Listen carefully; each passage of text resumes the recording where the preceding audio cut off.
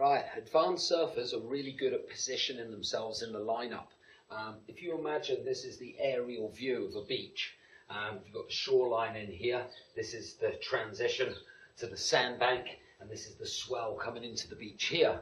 A top surfer can tell the shape of the sandbank just for the fact that when they turn up and look at the beach, they can see where the waves are breaking first. So they'll see the waves breaking first here and closing out this section here, and then nice lefts peeling off to the right here, and nice rights peeling off to the left here.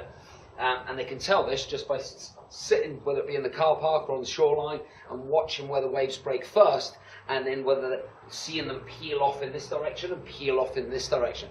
So instantly, they already know the best places to paddle out are going to be here or here, depending whether they want to surf the rights or they want to surf the lefts. Also, top surfers are aware that they're not boats. They don't have anchors. So if you had a boat and you went and bought a boat and you went and put it in the water and you didn't put the anchor down, and then when you come back the boat was gone, it wouldn't be a mystery, would it? You'd go, well, the anchor wasn't down. Well, we're the same. The minute we come out the back and we sit out here, we're like a boat without an anchor. We're also susceptible to any wind blowing around. It sort of carries us like a little sail. So we might want to be sitting here, but we're drifting off in this direction or this direction. Also, with water being displaced as it hits the transitions of the sandbank, that water's still moving around as it's escaping out, back out to sea. So we're never sitting in the same place. We're always drifting about. So whenever you go out here, you want to really familiarise yourself with your backdrop so you know where you are. Because if you're wanting to sit quite deep here on this wave and actually ride this walled up bit before you hit the nice shoulder of the left-hander, then you want to know exactly where that is. And the only way you're really going to know is by familiarising yourself with your backdrop. As far as knowing whether you're drifting in or out, that's where you sometimes got to keep an eye on the smaller waves as they wash in behind you and see if they suddenly start breaking and you think, hang on, I've drifted in. Or whether some of the smaller waves don't break at all, leading you to believe you may be drifting out into deeper water.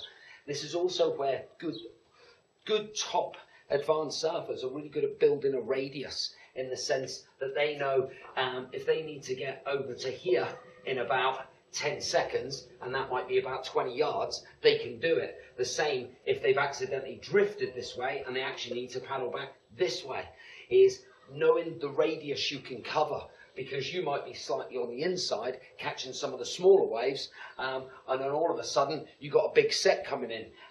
If it's a little bit out your comfort zone, you want to know if while you're sitting on the inside, all of a sudden a big set comes in, you can bolt off back out the back. It's knowing your distance. What sort of distance? It's a bit like the great train dodge. You know, how close can you let that train get before you comfortably know you can get out of the way? It's knowing how far and how fast you can paddle so you know your own radius. But the main thing is knowing where you are in the water.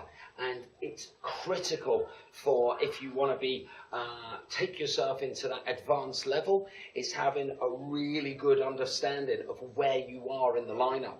So sometimes surfers, if they're wanting to take off, say bang central to this wave here and be taken off here, whether they want to go left or they want to go right, is before they go in, they might have walked down the beach to here and looked back behind them, seen a lamppost or a fixed object, looked at it, and then from there walked down here, paddled out, and gone and lined up with it. So they know exactly where they are in the lineup.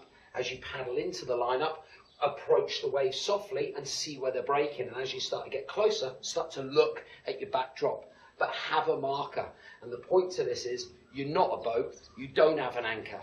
So be aware of where you're sitting in the lineup, and also what sort of distance you can cover when you're out there. So if a big set comes in, you can bolt for it. Because catching waves is exactly that. You're catching them. You're going after them. You've got to hunt them out. They're not coming to you. Yeah, you'll see the best surfers in the world sitting there and you go, it's like the waves just came to them. No, they knew where they were. They had a marker and they were marking up with it. So while they're sitting there and there's nothing going on, all of a sudden when the wave pops up, yes, they're sat in the right place because they made sure they were.